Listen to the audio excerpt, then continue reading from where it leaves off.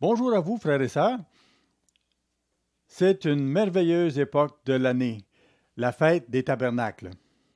Un temps où on célèbre, où on se réjouit devant Dieu concernant le plan que Dieu a pour nous, notre destinée merveilleuse que nous partageons en tant que peuple de Dieu. Allez à Lévitique chapitre 23, s'il vous plaît. Et nous allons lire à partir du verset 39. Ce sont les instructions de Dieu concernant la fête que nous célébrons. Le 15e jour du 7e mois, quand vous récolterez les produits du pays, vous célébrerez donc une fête à l'Éternel pendant 7 jours. C'est la fête de Dieu. Le premier jour sera un jour de repos et le 8e jour sera un jour de repos. Vous prendrez le premier jour du fruit des beaux arbres, des branches de palmier, des rameaux d'arbres touffus et des saules de rivière.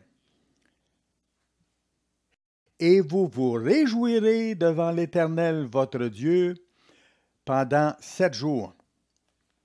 Aujourd'hui, j'aimerais vous présenter une perspective un peu plus grande de la fête des tabernacles en rapport directement avec Jésus-Christ, notre roi, notre grand roi des rois qui vient bientôt. Allons à Jean, l'évangile de Jean, le chapitre 12, et nous allons aller dans le contexte où la Pâque approche, le sacrifice de Jésus-Christ.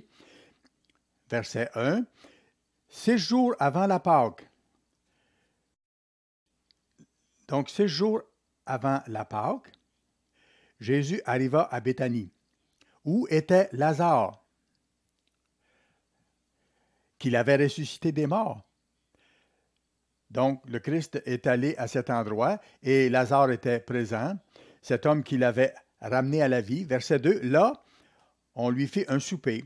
Marthe servait et Lazare était un de ceux qui se trouvaient à table avec lui. Jésus-Christ avait ramené Lazare à la vie un peu de temps auparavant, non pas à la vie éternelle, mais à une vie physique. Et ça l'a attiré une attention extraordinaire sur son ministère. Voyez ce que dit le verset 9 maintenant. Une grande multitude de Juifs apprirent que Jésus était à Béthanie, et ils y vinrent, non pas seulement à cause de lui, à cause de Jésus, mais aussi pour voir Lazare, qu'il avait ressuscité des morts. Un événement remarquable qui avait attiré l'attention des gens autour. Alors les gens voulaient voir non seulement le Christ, mais ils voulaient voir cet homme qui avait été ramené à la vie, Lazare. Mais tout ça a indisposé les chefs religieux de l'époque dans la communauté juive. Verset 10, les principaux sacrificateurs délibérèrent de faire mourir aussi Lazare. Ils étaient fâchés contre le Christ. Ils voulaient tuer cet homme que le Christ avait ramené à la vie. Verset 11, parce que beaucoup de Juifs se retiraient d'eux, des chefs religieux, à cause de lui, et croyaient en Jésus. Alors, beaucoup de gens quittaient ces chefs religieux pour aller vers le Christ. Ces chefs religieux étaient amers, fâchés. Verset 12, le lendemain, une foule nombreuse de gens venus à la fête, ayant entendu dire que Jésus se rendait à Jérusalem. C'était les fêtes du printemps, la Pâque, les pains sans levain. Alors, beaucoup de gens se sont rendus là, donc, à ce moment-là. Verset 13, ils prirent des branches de palmier et allèrent au-devant de lui, en criant « Hosanna ». Donc, voici le Christ, notre roi qui vient bientôt, qui était venu à ce moment-là dans la chair humaine pour mourir pour nos péchés. Beaucoup de gens commençaient à reconnaître ce que le Christ était et ce qu'il faisait. Et regardez ce qu'ils ont dit. Ils allèrent au-devant de lui en criant « Hosanna, béni soit celui qui vient au nom du Seigneur, le roi d'Israël ». Jésus trouva un ânon et s'assit dessus, selon ce qui est écrit. Nous trouvons ici une prophétie qui s'accomplissait sous leurs yeux. Cette prophétie était annoncée longtemps d'avance dans les textes. Jésus-Christ, roi des rois, seigneur des seigneurs, avançant sur un anon en signe de son humilité. Il n'est pas venu sur un bel étalon ou sur un cheval flamboyant ou sur un cheval de guerre, non. Le Christ a monté sur un anon. Verset 15. Ne crains point, fille de Sion, voici ton roi vient, assis sur le petit d'une ânesse.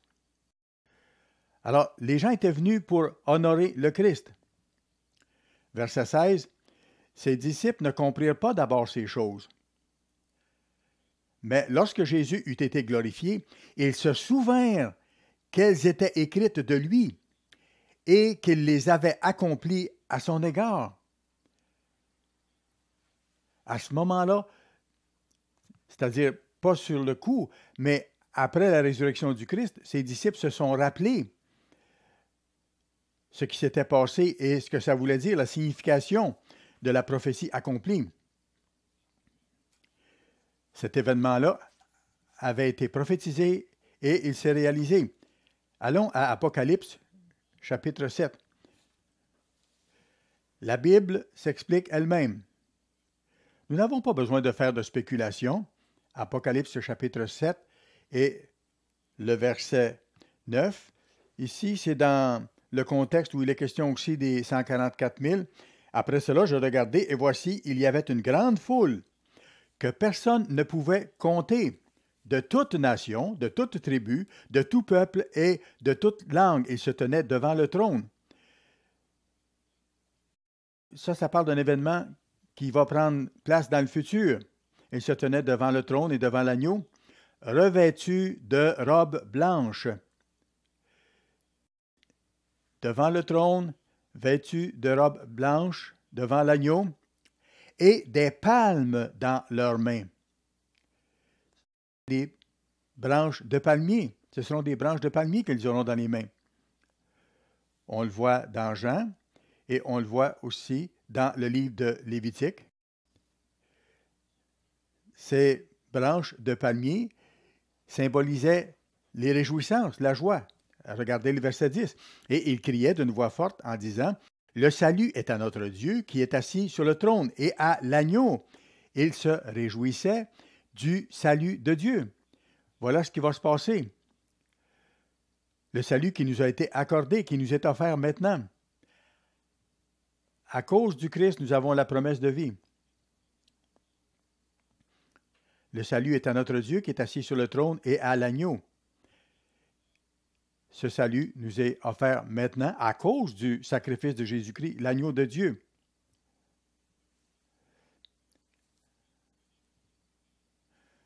Nous voyons ces événements et nous nous réjouissons. Mais parfois, nous ne prenons pas une perspective assez large. Dieu a planifié ces choses-là longtemps d'avance. Des événements que nous célébrons aujourd'hui. Et que nous célébrons en venant à cette fête des tabernacles cette année. Dans les Écritures, à différents endroits, dans le livre d'Apocalypse et dans 1 Pierre, il est mentionné que le Christ a été immolé avant la fondation du monde en tant qu'agneau de Dieu, comme sacrifice pour nos péchés.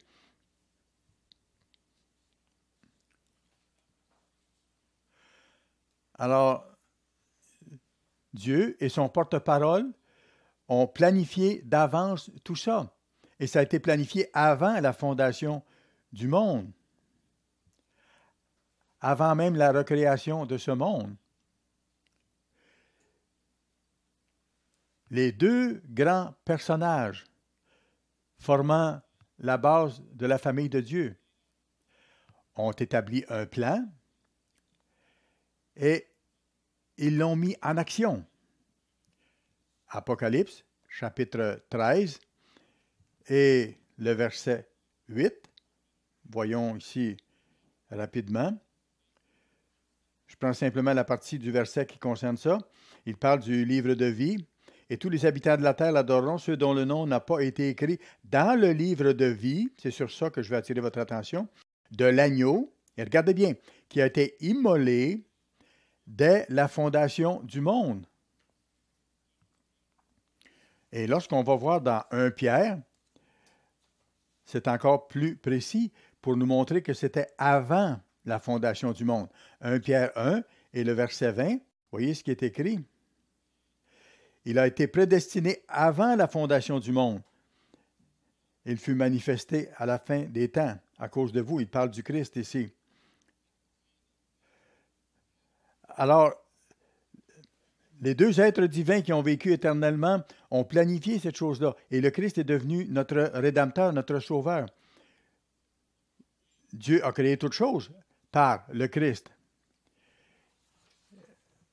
Et à un moment donné, dans l'histoire, le Christ a recréé, refaçonné la surface de la terre en préparation d'y mettre l'homme et de créer l'être humain à son image. Et il a créé Adam. Ensuite, à partir d'une côte d'Adam, il a créé Ève. Et voyez-vous, il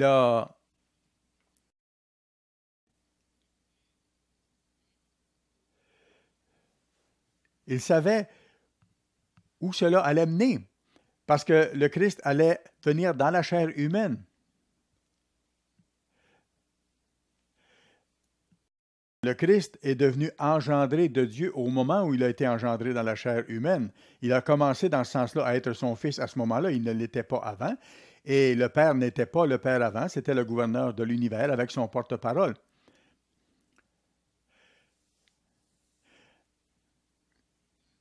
Le Christ a été engendré dans Marie par le Père. Alors, quand le Christ a procédé à la création des êtres humains, il savait que plus tard, il allait être 9 mois dans le ventre de Marie. Voyez Luc chapitre 1, où ces événements sont révélés. Et ça prouve l'œuvre du Christ et du Père. Luc chapitre 1, et nous allons lire à partir du verset 26. Au 6e mois, l'ange Gabriel fut envoyé par Dieu dans une ville de Galilée, appelée Nazareth, auprès d'une vierge fiancée à un homme de la maison de David, nommé Joseph. C'est intéressant de la façon dont c'est présenté dans les Écritures. Plusieurs reconnaissent qu'il y a 2 généalogies concernant le Christ dans les Écritures. Une montre la lignée du Christ à partir de Marie et l'autre montre la lignée du Christ à partir de Joseph, mais sur le plan légal. Donc, ces 2 généalogies sont exactes, mais une décrit davantage le cheminement du Christ, la lignée physique par Marie, alors que l'autre présente la lignée légale par Joseph, le père adoptif du Christ. Marie était de la lignée de David aussi. Alors, on voit dans Matthieu et dans Luc ces 2 lignées de généalogie. Dieu a préservé tout ça dans la Bible pour notre instruction, depuis Adam et Ève. C'est une preuve physique que le Christ est né dans la chair. Mais il a été engendré de son Père, le gouverneur de l'univers. Ça nous aide à comprendre notre destinée, parce que c'est le même cheminement, pour ainsi dire. Auprès d'une vierge, verset 27, fiancée à un homme de la maison de David, nommé Joseph. Alors, je reviens à ça. C'est que Joseph, c'est la lignée légale. Joseph n'était pas son père biologique, mais il l'a adopté. Et nous savons, de par la parole de Dieu, qu'à cette époque-là, lorsqu'un enfant était adopté dans une famille, il devenait héritier dans cette famille. Il faisait partie de la famille. Dans le livre de Romains, on voit qu'il est écrit « Nous sommes adoptés ». M. Armstrong a étudié profondément cette question et la bonne traduction de ce passage, c'est que nous sommes devenus enfants de Dieu.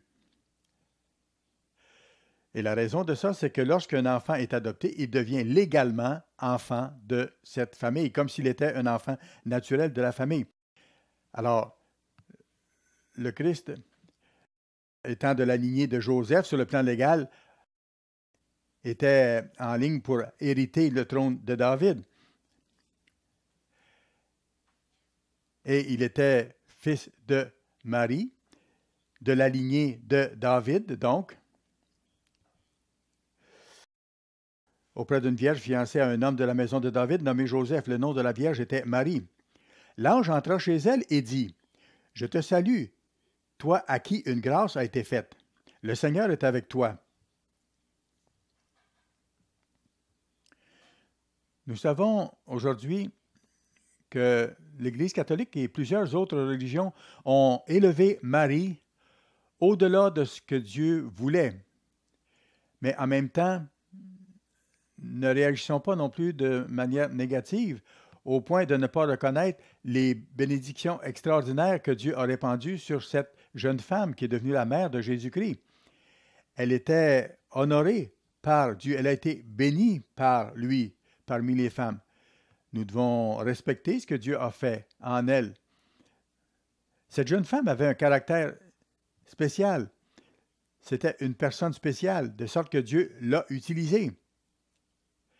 Il a utilisé son sein pour porter le Christ, pour l'engendrer, pour l'amener à naître physiquement. Verset 29, troublée par cette parole, Marie se demandait ce qui pouvait signifier une telle salutation. L'ange lui dit, « Ne crains point, Marie, car tu as trouvé grâce devant Dieu. Et voici, tu deviendras enceinte, et tu enfanteras un fils, et tu lui donneras le nom de Jésus. » Elle a reçu des directives, même concernant son nom. En hébreu, le nom est Joshua, et ça veut dire sauveur. Donc son nom voulait dire sauveur. Il sera grand et sera appelé fils du Très-Haut. Et le Seigneur Dieu lui donnera le trône de David, son père. David n'était pas son père physique, mais en termes de trône, de lignée, ce trône était le trône de David. Nous allons le voir encore un petit peu plus loin. Nous allons voir cette perspective un peu plus loin encore, verset 33. « Il régnera sur la maison de Jacob éternellement, et son règne n'aura point de fin. »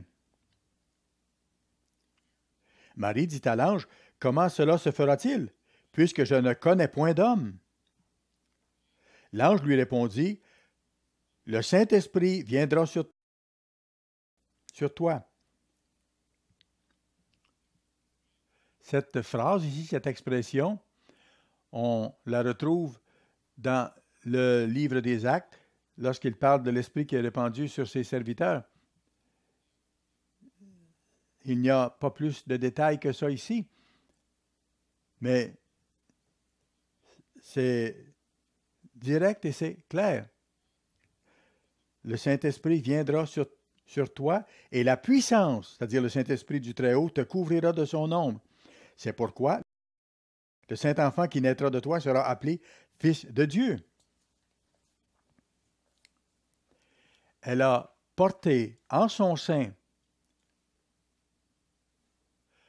le Fils du Dieu Très-Haut. Et ça, c'est le plan de Dieu. C'est quelque chose qui a été décidé avant que la création physique ne soit mise en œuvre. Ça a été planifié longtemps d'avance.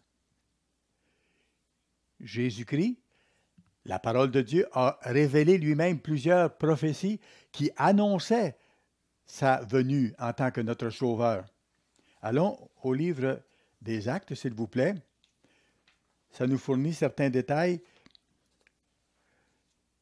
qui peuvent répondre à des questions.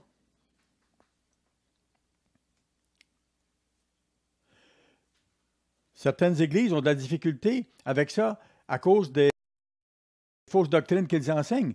Par exemple, l'Immaculée Conception. L'Immaculée Conception n'a rien à voir avec la naissance du Christ. Plusieurs catholiques ne comprennent pas leur doctrine même à ce sujet-là. Si vous faites quelques recherches là-dessus, ce qu'ils enseignent erronément, c'est que Marie est née de façon immaculée, si vous voulez. Ce concept est faux. C'est appuyé sur une erreur, ce n'est pas biblique. La Bible nous dit clairement que les fautes des pères ne sont pas la responsabilité des enfants et que les fautes des enfants ne sont pas sur les épaules des pères ou des parents.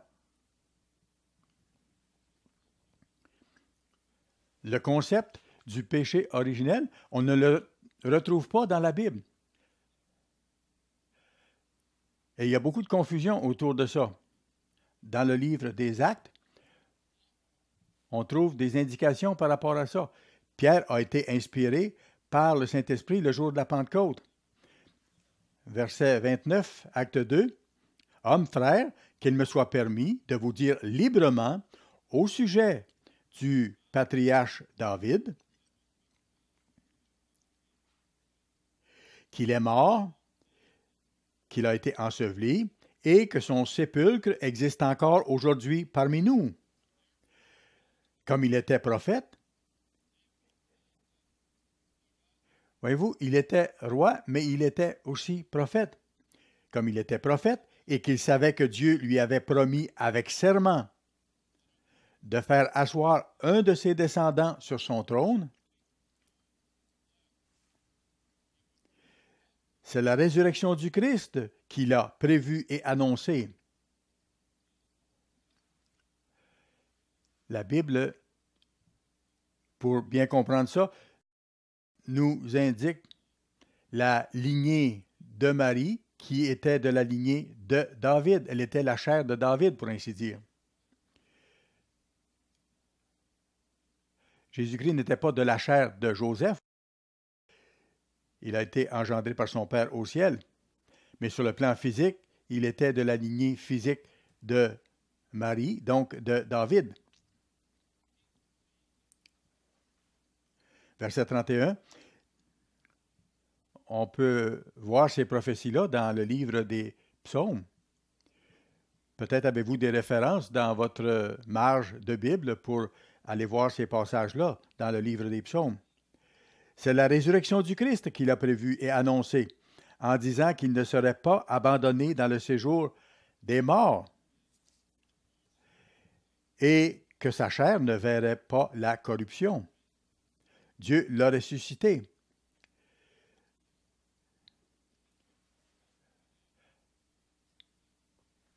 Il a été 3 jours et 3 nuits dans la terre sans voir la corruption.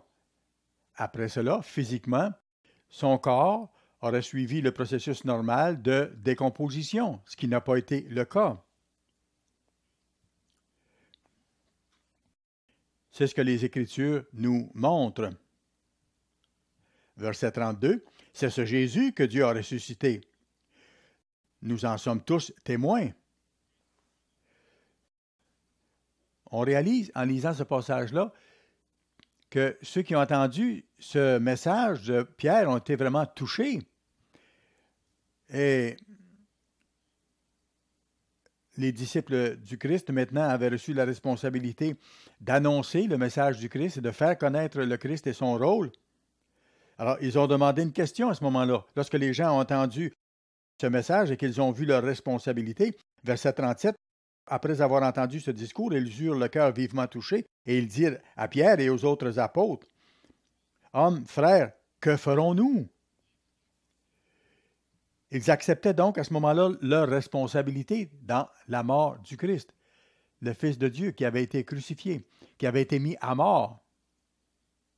C'est une responsabilité personnellement que nous acceptons le jour de notre baptême. Pas au milieu de millions d'autres personnes, mais personnellement, parce que Christ est mort pour chacun de nous, personnellement, pour nos fautes spécifiques, personnelles à chacun de nous. Nous comprenons ça et nous l'acceptons. Nous ne disons pas, ah, je suis simplement une toute petite partie de l'ensemble de l'humanité qui a péché. Non, j'ai personnellement causé la mort du Christ. Pierre leur dit, verset 38, repentez-vous et que chacun de vous soit baptisé au nom de Jésus-Christ pour le pardon de vos péchés. Et vous recevrez le don du Saint-Esprit. Car la promesse, Dieu a fait une promesse extraordinaire. Car la promesse est pour vous et pour vos enfants. Cette promesse adressée à nous, c'est la promesse qui est adressée à l'ensemble de l'humanité aussi. Et pour tous ceux qui sont au loin, en aussi grand nombre que le Seigneur, notre Dieu, les appellera. Et par plusieurs autres paroles, Dieu l'a expliqué clairement. Dieu a inspiré sa parole d'une telle façon que ça nous donne la signification de notre existence et le but de la vie. Tout ce dont nous avons besoin, on le trouve dans ce livre, dans la Bible. Et c'était l'intention de Dieu en faisant en sorte que ce livre soit inspiré et qu'il parvienne jusqu'à nous. Tout ce dont nous avons besoin, c'est dans la Bible. La promesse est pour vous et pour vos enfants et pour tous ceux qui sont au loin, en aussi grand nombre que le Seigneur, notre Dieu, les appellera. Et par plusieurs autres paroles, il les conjurait et les exhortait, disant, « Sauvez-vous de cette génération perverse. » Nous célébrons la fête des tabernacles en comprenant que Dieu a un plan. Les jours que nous célébrons maintenant, ce sont des jours de réjouissance. Mais c'est très important que nous les mettions en perspective de ce que Dieu est en train de faire. Ça nous aide à être encouragés et à comprendre davantage qu'une promesse nous a été faite. Ça nous fortifie. Ça augmente notre foi et il nous faut avoir foi en Dieu. Il nous faut absolument mettre notre vie entière entre ses mains. Parfois, nous passons des épreuves, des moments difficiles, nous vieillissons, notre corps vieillit, bien sûr.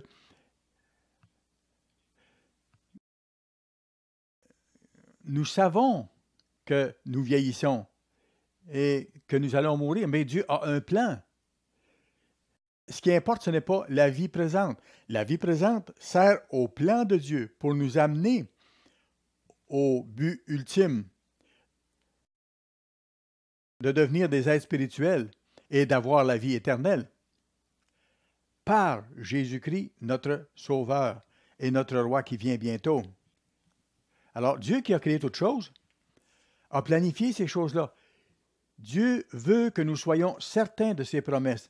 Il veut que nous sachions que ces choses-là vont toutes se réaliser. Sans son intervention,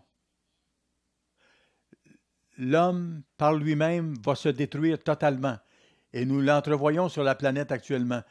À cause de notre vie charnelle, notre nature humaine charnelle, à cause de nos convoitises, de notre égoïsme, Dieu permet que Satan nous influence. Dieu permet qu'il y ait du bien et du mal dans le monde. Parce que Dieu veut que, à mesure qu'il appelle des gens, que ces gens-là utilisent leur libre arbitre pour se tourner vers lui. Et nous devons choisir régulièrement. Nous avons plusieurs choix à faire dans chaque journée. Parfois, il nous arrive de tomber, mais il faut revenir tout de suite sur la voie de Dieu. Jour après jour après jour, il nous faut exercer le libre arbitre pour servir Dieu, pour que la loi de Dieu devienne nous, pour l'intégrer. Et ça nous transforme. Dieu nous a fait une promesse extraordinaire, que ces choses-là vont se réaliser et que si Dieu n'intervient pas, toute chair sera détruite. Les êtres humains vont se détruire. Allez dans Matthieu chapitre 24, s'il vous plaît, verset 21.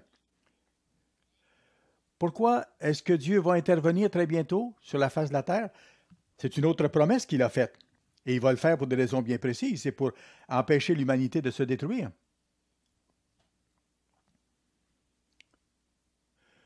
vous pouvez étudier ces choses-là. Voyez l'histoire des êtres appelés qui ont été fidèles. Les fidèles serviteurs de Dieu, les gens de foi. Vous voyez ça dans Hébreux, chapitre 11, par exemple. Donc, Matthieu 24, verset 21. Parlant des temps de la fin, des derniers jours, le Christ a dit, « Car alors, la détresse sera si grande qu'il n'y en a point eu de pareil depuis le commencement du monde jusqu'à présent, et qu'il n'y en aura jamais. » Et si ces jours n'étaient abrégés, personne ne serait sauvé, personne n'aurait la vie sauve. Mais à cause des élus, pas seulement les élus de l'époque actuelle, mais à cause des élus de Dieu qui ont vécu au cours de l'histoire. Ça fait partie de son plan. Dieu va intervenir. Et cette intervention, nous la célébrons aujourd'hui. Nous la célébrons dans les autres fêtes que nous célébrons au cours de l'année. Lorsque nous célébrons la fête des expiations, décrivant le temps où Satan sera éliminé, et ainsi de suite. Et si ces jours n'étaient abrégés, personne ne serait sauvé, mais à cause des élus, ces jours seront abrégés. Le Père et Jésus-Christ vont accomplir totalement leur plan et vont réaliser toutes les promesses.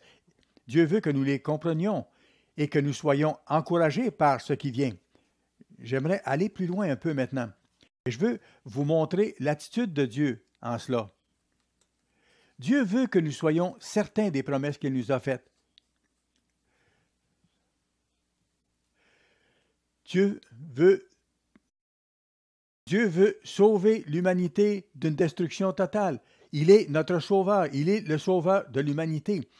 Par lui, nous allons avoir le salut et l'humanité l'aura plus tard. C'est pour ça que nous célébrons la fête des tabernacles. Dans le plan de Dieu, toutes les fêtes de Dieu nous donnent des encouragements et augmentent notre foi. Ça nous aide à mettre notre confiance totalement en Dieu. Hébreux, chapitre 6, ça parle d'une promesse que Dieu a faite à Abraham. Verset 13. Ça montre quel est le cœur de Dieu, son attitude, son approche, son amour profond pour nous. Concernant le salut, justement. Lorsque Dieu fit la promesse à Abraham, ne pouvant jurer par un plus grand que lui, il jura par lui-même.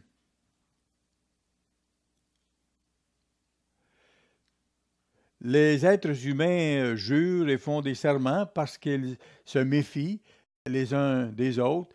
C'est ce qu'on voit dans le monde, c'est ce qui s'est passé au cours de l'histoire. Aujourd'hui, par exemple,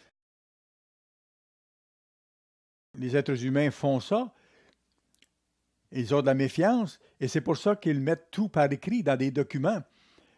Et bien sûr, il nous faut être très prudent pour bien lire ces contrats, ces documents écrits, ces engagements écrits, pour être certain qu'il n'y a pas de clause ou de façon de dire les choses qui pourrait faire dévier l'entente qui a été prise au point de départ. C'est pour ça qu'il y a des avocats aujourd'hui, pour s'assurer que les mots veulent bien dire ce qui était le thème de l'entente au point de départ. Ce n'est pas mauvais d'avoir des clauses dans un contrat ou dans un document, mais il faut bien les comprendre. En ce qui concerne Dieu, il est notre Créateur. Il n'avait pas besoin de faire ça, si vous voulez, mais il a juré par lui-même. Et il dit, certainement, je te bénirai en parlant d'Abraham et je multiplierai ta postérité. C'est ainsi qu'Abraham, ayant persévéré, obtint ce qui lui avait été promis. Or, les hommes jurent par celui qui est plus grand qu'eux, et le serment est une garantie qui met fin à tous les différends. C'est pourquoi est-ce que Dieu a fait ça? C'est pourquoi Dieu, voulant montrer avec plus d'évidence aux héritiers de la promesse l'immuabilité de sa résolution, intervint par un serment. Dieu veut que nous soyons certains de ses promesses, que nous soyons solides dans la foi,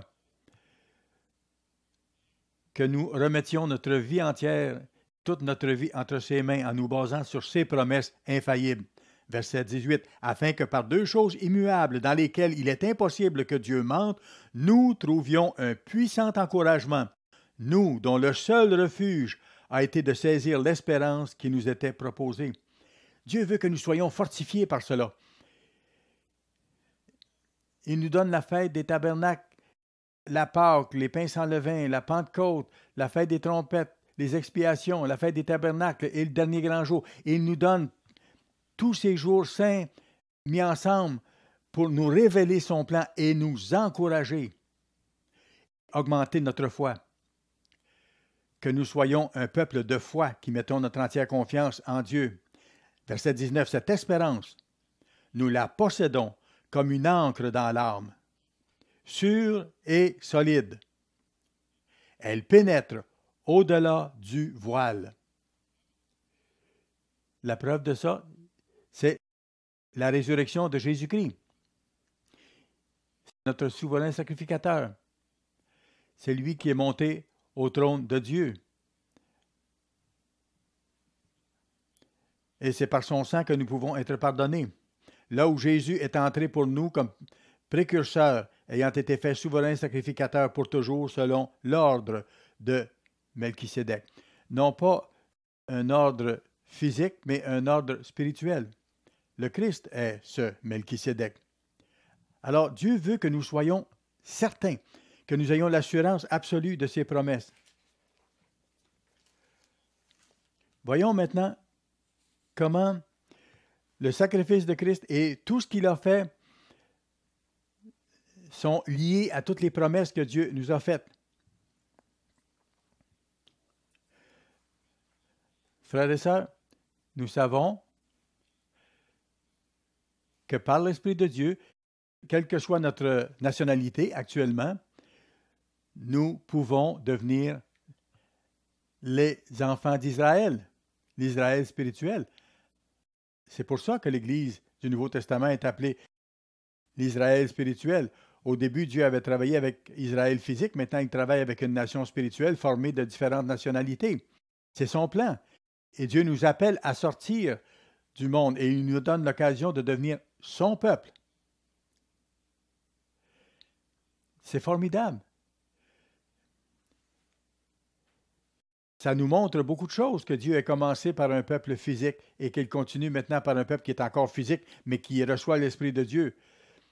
Il nous faut avoir la vision et l'approfondir au cours de ces fêtes que nous vivons. Allons dans Ésaïe chapitre 49. Ça parle encore du plan de Dieu ici. Ésaïe 49.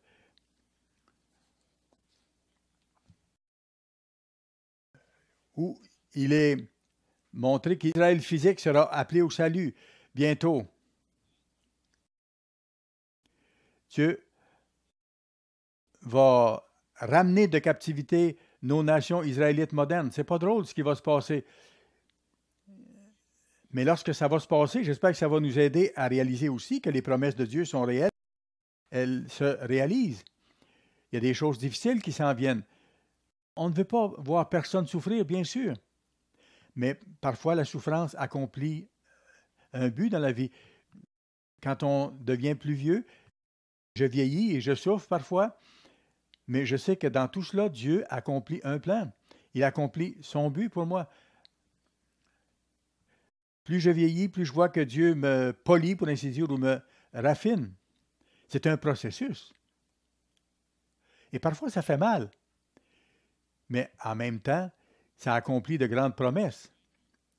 Ésaïe chapitre 49 et le verset 13, ça parle d'un temps qui est devant nous lorsque Dieu va ramener de captivité les nations israélites. Et regardez ce qui va se faire. Ce sera un temps de réjouissance. Cieux, réjouissez-vous. Terre, sois dans l'allégresse. Montagne, éclatez en cris de joie, car l'Éternel console son peuple. Il a pitié de ses malheureux. Sion disait, « L'Éternel m'abandonne. Le Seigneur m'oublie. »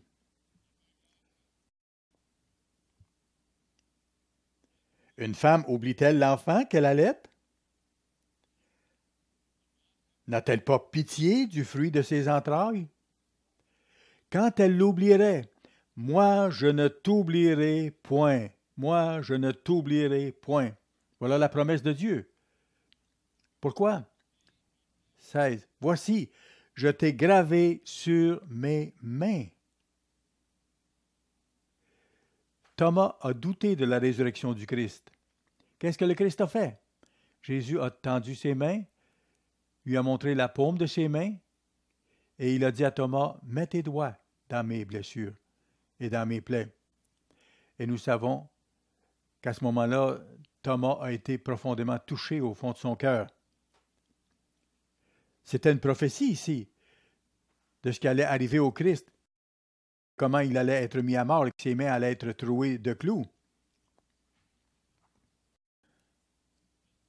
La promesse leur avait été donnée. Dieu est fidèle et Dieu accomplit toutes les promesses qu'il fait. Tout ce par quoi le Christ a passé avait pour but d'accomplir son plan.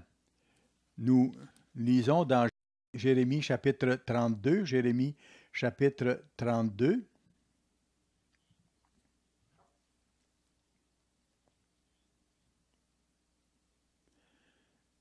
On voit le cœur de Dieu à travers de tout ça.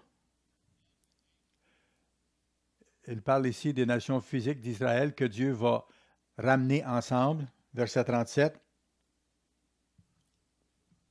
Voici, je les rassemblerai de tous les pays où je les ai chassés, dans ma colère, dans ma fureur et dans ma grande irritation. Je les ramènerai dans ce lieu, et je les y ferai habiter en sécurité. Ils seront mon peuple, et je serai leur Dieu. Dieu va ramener Israël de la captivité. Bien sûr, ça s'est appliqué lorsque les enfants d'Israël ont été amenés en Babylonie.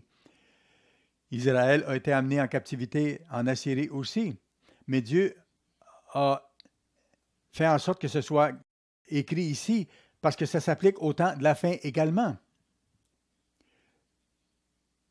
Ça s'applique à une période de temps qui est juste devant nous. Après qu'Israël sera allé en captivité, Dieu va les ramener.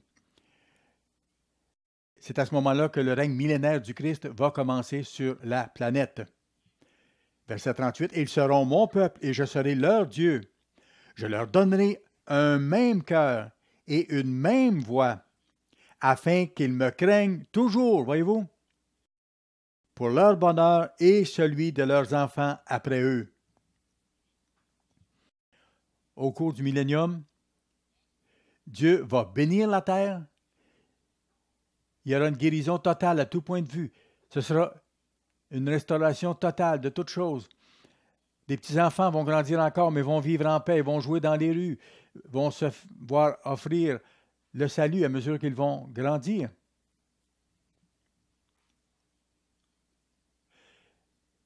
Et plus tard, lors du jugement du grand trône blanc, Dieu va ramener à la vie tous ceux qui ont vécu dans l'histoire et ils se verront offrir aussi la possibilité d'avoir la vie éternelle. Nous ne serons pas des êtres physiques à ce moment-là. Si nous sommes fidèles jusqu'au retour de Christ, nous serons transformés. Et nous allons jouer un rôle dans ces bénédictions extraordinaires qui seront répandues sur la face de la terre.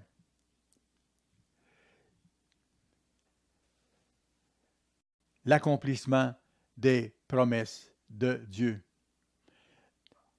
Promesses de ces deux grands personnages qui ont existé de toute éternité, qui ont planifié la naissance du Christ. Dieu avait prévu ça, Dieu avait planifié ça depuis très longtemps. Et Dieu nous le révèle dans sa parole. Je leur donnerai un même cœur et une même voix, verset 39, afin qu'ils me craignent pour toujours, pour leur bonheur et celui de leurs enfants après eux. Je traiterai avec eux une alliance éternelle, voyez-vous, une alliance qui va durer toujours. Je ne me détournerai plus d'eux. Je leur ferai du bien. Vous avez une alliance avec Dieu. Nous sommes sous la nouvelle alliance. Et Dieu en décrit un aspect ici. Dieu, au moment de votre baptême, lorsque vous avez accepté Jésus-Christ, que vous avez accepté son sang pour payer l'amende de vos péchés, vous avez traité alliance avec lui. Toute chose concourt au bien de ceux qui aiment Dieu. Il y a des épreuves, des difficultés, mais c'est pour notre bien. C'est une promesse aussi, c'est un encouragement de le voir de cette façon-là, selon la Bible, selon Dieu. Et je mettrai ma crainte dans leur cœur. Dieu le fait dans notre vie. Nous allons voir des choses terribles qui viennent. Nous allons être émus et ça va créer de la crainte en nous. Mais en même temps, ça va nous faire admirer Dieu encore davantage et vouloir nous approcher totalement de lui, afin qu'il ne s'éloigne pas de moi. Verset 41, je prendrai plaisir à leur faire du bien et je les planterai véritablement dans ce pays, de tout mon cœur et de toute mon âme. Quelle déclaration puissante! Notre grand Créateur, Dieu, Jésus-Christ, notre Sauveur, notre Rédempteur, fait ça de tout son cœur et de toute son âme. Verset 42, car ainsi parle l'Éternel, de même que j'ai fait venir sur ce peuple tous ces grands malheurs, de même je ferai venir sur eux tout le bien que je leur promets. Voilà la perspective intéressante qu'il nous faut avoir. Nous avons une assurance. Nous allons voir le reste des prophéties s'accomplir concernant tous les pays israélites.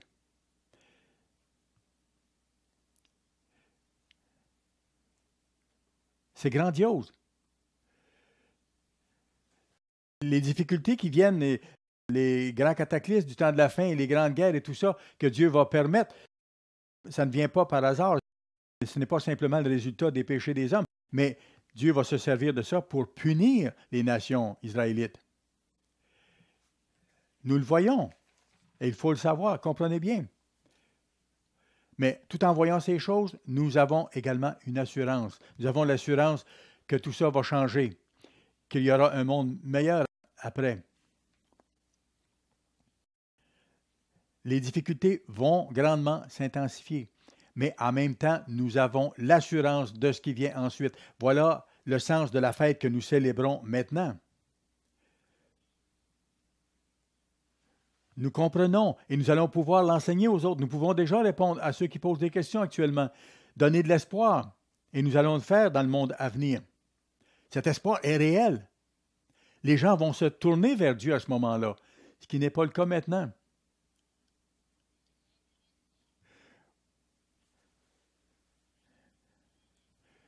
Les gens vont se tourner vers Dieu car ils n'auront plus d'autre espoir.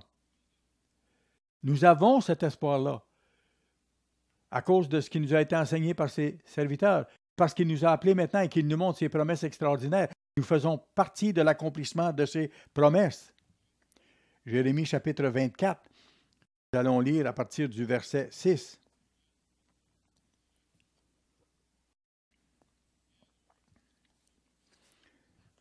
C'est la même situation. Je les regarderai d'un œil favorable et je les ramènerai dans ce pays. Je les établirai et ne les détruirai plus. Je les planterai et ne les arracherai plus. Je leur donnerai un cœur pour qu'ils me connaissent, pour qu'ils connaissent que je suis l'Éternel. Les gens vont devenir son peuple, comme nous sommes appelés à devenir son peuple maintenant et à être son peuple. Ça rejoint la déclaration que nous avons lue dans Hébreux. C'est ce que Dieu est en train de faire dans nos vies. Alors, quand nous allons voir ces choses arriver, voyons la perspective plus large de ce que Dieu est en train d'accomplir.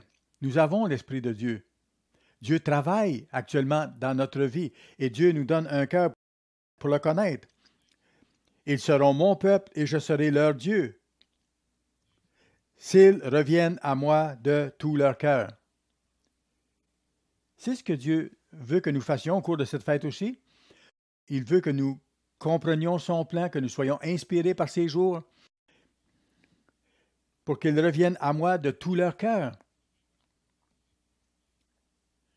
de tout notre être, que nous soyons inspirés et encouragés. Cette vision que Dieu nous donne au cours de la fête nous aide beaucoup à poursuivre notre route. Lorsque vous tenez à cette perspective-là, Ça devient partie intégrante de vous-même. Et ça nous aide à continuer à nous battre pour vaincre nos fautes.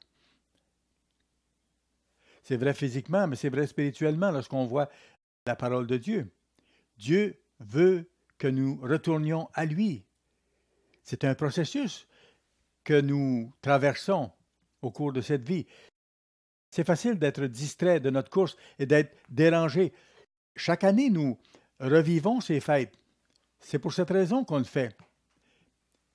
Dieu veut que nous approfondissions ces choses-là, que nous nous approchions de lui.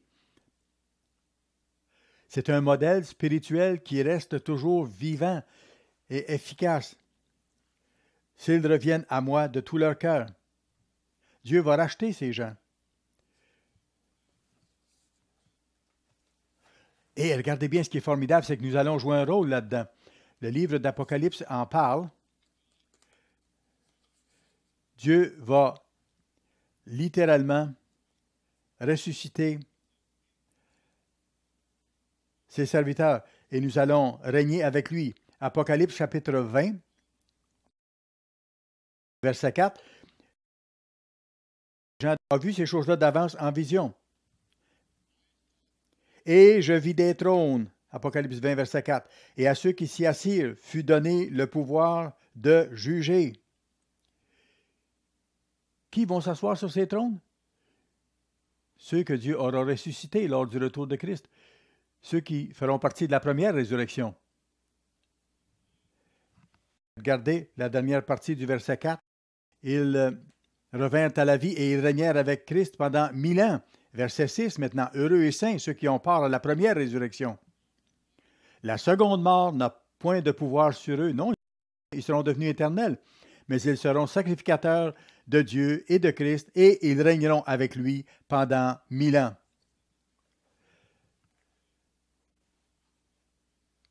Nous allons à ce moment-là être rois et sacrificateurs de Dieu.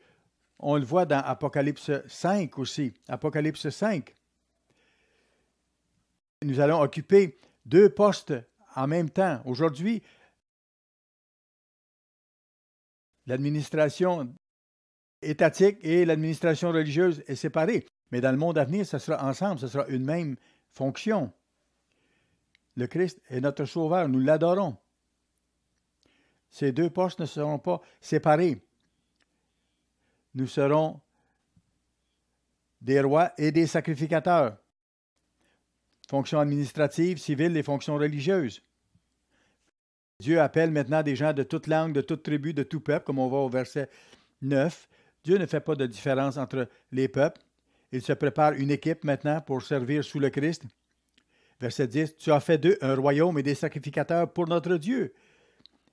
Dieu est en train de nous préparer, frères et sœurs. Tu as fait d'eux un royaume, des rois et des sacrificateurs, des enseignants pour notre Dieu, et ils régneront sur la terre. Voyons encore plus cette responsabilité future qui nous attend. Allons dans Ésaïe, chapitre 58, et le verset 9. Ici, la Bible parle du jeûne auquel Dieu prend plaisir. Lisez ces choses-là. Mettez-les en pratique. Nous jeûnons régulièrement et nous devons voir ce que ça veut dire et ce que ça implique. Nous pouvons jeûner pour différentes raisons, mais voici ici la raison majeure pour laquelle il nous faut jeûner, pour nous approcher de Dieu et nous préparer aux fonctions qui s'en viennent. Regardez ce que Dieu nous dit si nous le faisons. Commençons au verset 9. « Alors tu appelleras, et l'Éternel répondra. Tu crieras, et il dira, me voici. » Dieu va répondre. Si nous cherchons à nous approcher de Dieu et à vivre selon ses lois, Dieu va nous répondre. Dieu va prendre soin de nous. Verset 11. « Il rassasiera ton âme dans les lieux arides, et il redonnera de la vigueur à tes membres. Tu seras comme un jardin arrosé. » Et regardez le verset 10, comment Dieu va utiliser notre lumière, la deuxième partie du verset 10, parce que Nous serons des êtres de lumière. À ce moment-là, ta lumière se lèvera sur l'obscurité et tes ténèbres seront comme le midi. Voilà comment Dieu va nous utiliser. Nous serons lumière pour les autres autour. En tant qu'être humain, ce n'est pas possible. Ça ne s'applique pas sur le plan physique directement comme tel. Nous brillerons dans ce sens-là. Comme une source dont les eaux ne tarissent pas. Verset 12. Les tiens rebâtiront sur d'anciennes ruines. Tu relèveras des fondements antiques. Nous allons avoir de l'influence et les nôtres vont avoir des rôles particuliers à jouer. Ces événements-là viennent. Et voyez, on t'appellera, et il parle de nous si nous sommes fidèles, ici jusqu'à la fin, on t'appellera réparateur de brèches, celui qui restaure les chemins, qui rend le pays habitable. Dieu travaille dans notre vie et nous prépare à ça pour que nous participions à ce qu'il va faire. Il vient de parler que nous serons des réparateurs de brèches. Ésaïe chapitre 30, s'il vous plaît. Ces brèches sont les transgressions des enfants d'Israël qui les séparent de Dieu. Mais on parle de brèches également comme de celles qu'on peut voir sur un barrage, par exemple. Et on voit par ça que Dieu est très patient envers l'humanité et envers nous. Il y a transgression par-dessus transgression dans le monde. Et ça a été comme ça autour de l'histoire et maintenant ça empire au temps de la fin. Les gens non seulement ne veulent plus obéir à Dieu, non seulement le rejettent, mais ils le méprisent aussi. C'est ce qui se passe autour de nous aujourd'hui. Ésaïe 30 et le verset 1. « Malheur, dit l'Éternel, aux enfants rebelles qui prennent des résolutions sans moi. Voici ce que font nos nations israélites maintenant. Et qui font des alliances sans ma volonté pour accumuler péché sur péché. » C'est en augmentation très claire. Dans ce contexte, Dieu décrit que ses enfants se sont détournés de lui. Et vous lisez au verset 13 ensuite. Regardez comment Dieu s'exprime à ce sujet-là. « Ce crime sera pour vous. » Je vais commencer par le verset 12 pour bien situer. « C'est pourquoi ainsi parle le Saint d'Israël. Puisque vous rejetez cette parole, la Bible, puisque vous vous confiez dans la violence et dans les détours, et que vous les prenez pour appui, ce crime sera pour vous comme une partie crevassée qui menace ruine. » C'est comme une fissure dans un grand barrage. Il y a toute la pression d'eau à l'arrière. Vous savez, un barrage n'éclate pas tout d'un coup. Il commence à avoir de petites fissures et l'eau commence à s'introduire et à sortir de plus en plus. Jusqu'à un certain moment donné où la pression est tellement grande de tous les péchés accumulés que, pouf, le barrage entier s'effondre. Nous vivons dans une telle situation aujourd'hui, dans les nations israélites modernes, mais bien sûr dans l'ensemble du monde. Dieu va tenir ses enfants responsables de ce qu'il leur a donné dans ce livre, parce qu'il leur a confié sa parole. Ce livre, les Écritures, la parole de Dieu, a été répandue à travers le monde. Ça va se passer rapidement, comme une partie crevassée qui menace ruine et fait saillie sur un mur élevé, dont l'écroulement arrive tout à coup en un instant. En un instant. Il se brise comme se brise un vase de terre que l'on casse sans ménagement et dont les débris ne laissent pas un morceau pour prendre du feu au foyer. Puis, Dieu parle ensuite de sa miséricorde.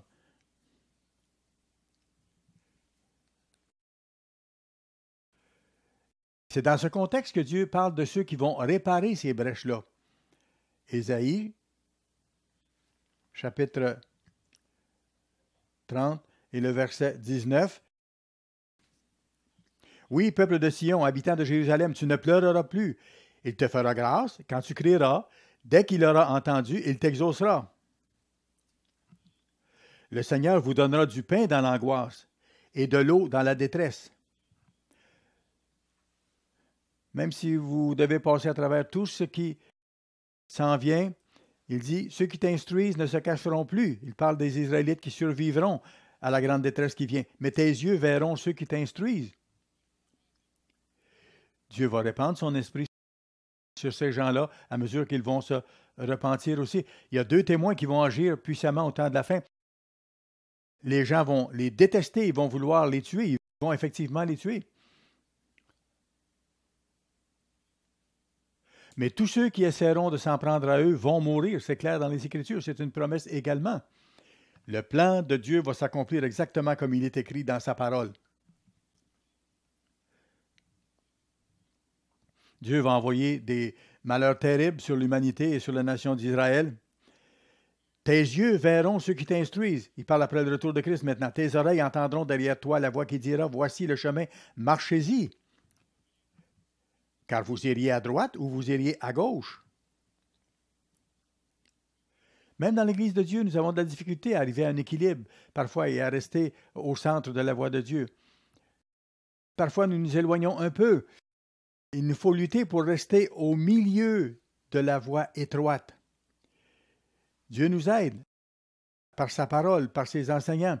Dans le monde à venir, ce sera la même chose. Nous allons guider les gens, et si nous voyons quelqu'un qui va pour tomber dans le fossé, nous allons leur dire, voici comment fonctionner pour ne pas vous faire mal. Bien sûr, ils vont avoir le libre arbitre. Il faudra travailler avec eux pour qu'ils apprennent dans ce sens-là, mais nous allons les guider selon Dieu. Nous serons les serviteurs qui allons faire ça. Nous serons les rois et les enseignants qui allons avoir cette occasion extraordinaire, cette bénédiction merveilleuse. Nous voyons comment Dieu travaille avec nous. Ce sera la même chose dans le monde à venir pour les autres qui seront appelés. Ésaïe, chapitre 51 maintenant.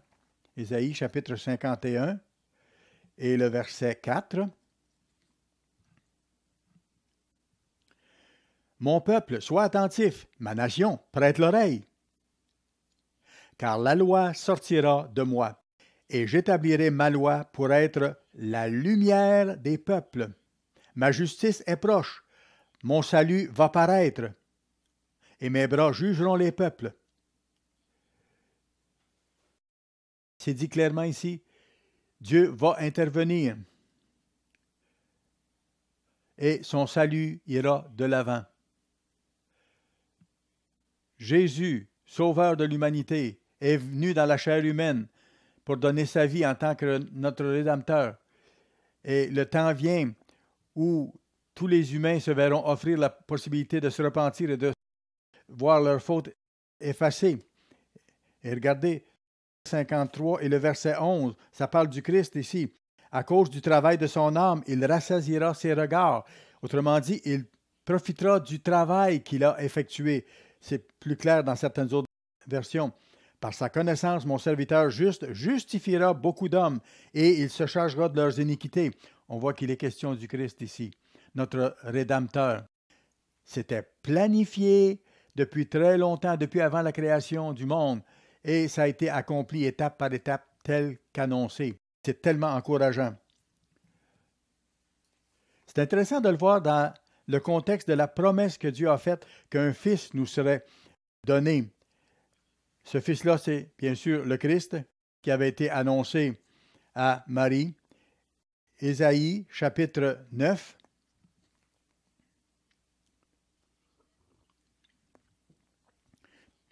Le plan de salut a commencé par un enfant. Et nous le soulignons en célébrant cette fête. Verset 5.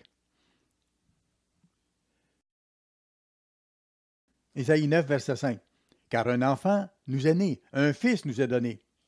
Et la domination, c'est-à-dire le gouvernement, reposera sur son épaule.